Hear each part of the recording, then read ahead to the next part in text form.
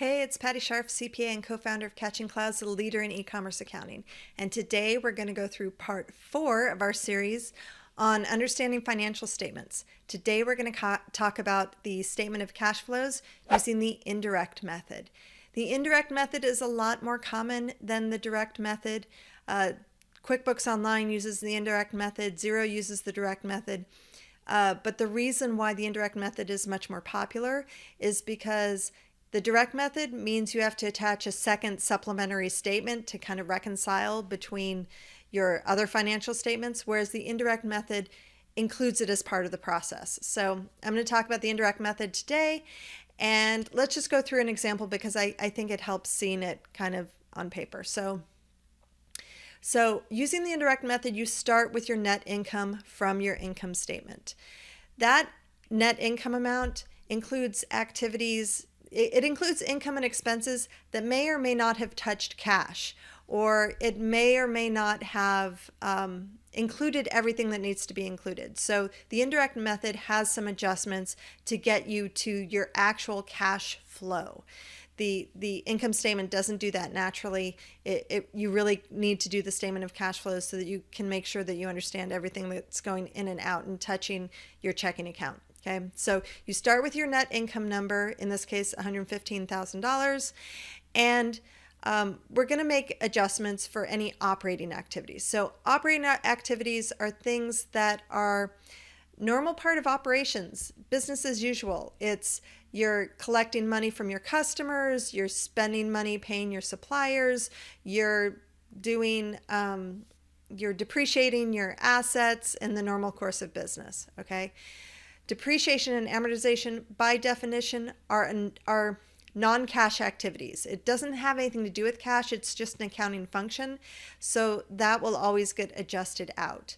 I think one of the most common examples of an adjustment in operating expenses is accounts receivable. So like if your accounts receivable goes down, it means that your customers paid you.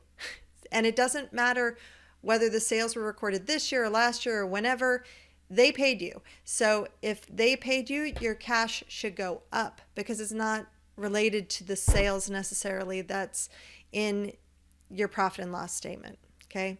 Same thing, when your accounts payable goes down, it's because you paid bills. So from one period to the next, if you're looking at your balance sheet from last year compared to this year, if you see that your accounts payable goes down, extra cash went out the door. If you see your accounts receivable went down, more cash came in the door. So if you take a look at this example, there is net cash provided by these operating activities of $20,000. So this is going to be adjustment to the original amount that we've got, okay? The next section is for investing activities. Investing activities most commonly are things like buying computers or assets to use in your business, some kind of equipment investment or something like that.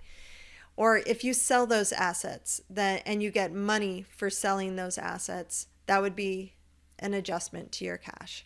So in this case, we've purchased an extra $5,000 of fixed assets, so cash went down. That cash outlay went to purchase those assets. It was a balance sheet activity. It wasn't an income statement activity, okay? So same thing with the financing activities. Financing activities relate to things like loans from shareholders, loans from the bank, loans to other entities or something like that. So in this case, we have notes. We had a loan that we paid down by $50,000.